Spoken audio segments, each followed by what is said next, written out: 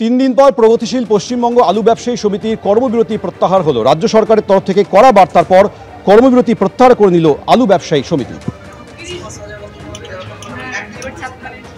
আলোচনার রাস্তা সবসময় খোলা, অন্তত চূড়ান্ত সিদ্ধান্ত নেওয়ার আগে আমাদের আলোচনা করার সুযোগ দেবে। সেটা এই সিচুয়েশনে তাদের পদ্ধতিগত ত্রুটি ছিল, সেটা তারা স্বীকার করেছে। তারা সাধারণ মানুষের স্বার্থে, রাজ্যের স্বার্থে তারা যেরকম কর্মবিরতি আজকে উইথড্র করে নিল, তার সাথে সাথে যে রাজ্যের মাননীয় মুখ্যমন্ত্রীর কাছে তারা আবেদন করেছেন যে তাদের কিছু সমস্যা রয়েছে কয়েকটি জেলার আলু নিয়ে, সেগুলো যাতে দ্রুত সমাধান হয় সেটা আবেদন করেছেন। আমরা নিশ্চিতভাবে সহজেই এই রাস্তাটা খুলতে পেরেছি। কর্মবিরতি থেকে আমরা সরে এলাম। আমাদের যে দাবিগুলো ছিল সেগুলো মাননীয় মন্ত্রীর সাথে সহানুভূতির সাথে আলোচনা হয়েছে। আমরা যে আলুগুলো বাইরে রাজ্যে পাঠাবার ক্ষেত্রে অসুবিধা হচ্ছিল, হয়তো আমাদেরকে সরকারের কাছে পদ্ধতিগত কিছু ভুল ছিল, আমাদের সেই পদ্ধতিগত ভুলটা সংশোধন করে মাননীয় মুখ্যমন্ত্রীর কাছে আমরা আজকে আবেদন করলাম এবং আবেদনের পরিপ্রেক্ষিতে শুধু তাই নয়, সারা এর স্বার্থে, এত মানুষের স্বার্থে আমরা আমাদের কর্মসূচিটা তুলে নিচ্ছি।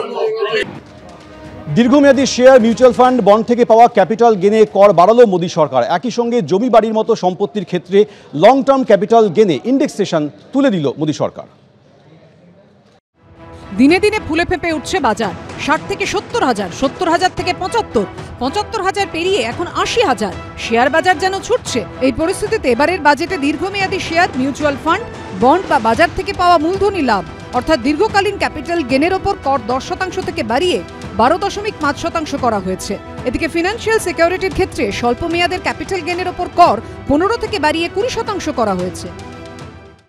Short term gains on certain financial assets shall henceforth attract a tax rate of 20%, while that on all other financial assets and all non-financial assets shall continue to attract the applicable tax rate. Long-term gains on all financial and non-financial assets, on the other hand, will attract a tax rate of 12.5%. I propose to increase the limit of exemption of capital gains on certain financial assets to 1.25 lakh rupees per year. 12 মাসে কম আমি হাতে রাখতাম কোনো financial asset, আর বিক্রি করার পর আমার tax রেটটা ছিল 10%, নাও বাড়িয়ে ওটা 20% করে দিল। সো আমাদের একদিকে চাপই হলো, 12 মাসে ওপরে রাখার জন্য এনকারেজমেন্টটা দেওয়া হচ্ছে যারা লং টার্ম ক্যাপিটাল গেইন ওকে বলবেন ফাইন্যান্সিয়াল অ্যাসেটসে। পাশাপাশি জমি বাড়ির মতো সম্পত্তির ক্ষেত্রে লং টার্ম ক্যাপিটাল গেনে ইন্ডেক্সেশন তুলে দিয়েছে মোদী সরকার। এই ইন্ডেক্সেশন কি? এতদিন সম্পত্তি বিক্রি করে লাভ হলেও পুরো লাভের অঙ্কের ওপর কর দিতে হতো না, তার থেকে মূল্যবৃদ্ধির হার বাদ দিয়ে যে টাকা বাকি থাকতো তার ওপর কর দিতে হতো। ধরা যাক 2014 সালে কেউ 20 লক্ষ টাকা দিয়ে একটি বাড়ি কিনেছিলেন, 2024 সালে তিনি 40 লক্ষ টাকায় বাড়িটি বিক্রি করলেন। এক্ষেত্রে তার লাভ 20 লক্ষ টাকা, কিন্তু ইন্ডেক্সেশনের জন্য 20 লক্ষ টাকার ওপর কর দিতে হতো না।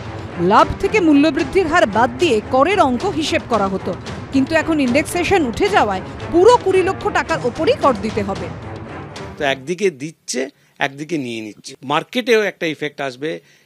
আপনার বিল্ডার যারা মানে প্রপার্টি ডেভেলপ যা করে, ওরা এই জিনিসটা ওদেরও কানে গেলে they should also make representation গভর্নমেন্টে কি আপনি ইন্ডেক্সেশন ভ্যালু যেটা তুলে দিলেন ওটা যেমন ফেরত যেমন নিয়ে আসে। মঙ্গলবার কেন্দ্রীয় অর্থমন্ত্রীর বাজেট ঘোষণার পর একসময় 1000 পয়েন্টের বেশি পড়ে যায় সেন্সেক্স, পরে অবশ্য ঘুরে দাঁড়ায় সূচক। বিজেন্দ্র সিংহ, দীপক ঘোষের রিপোর্ট, এবিপি আনন্দ।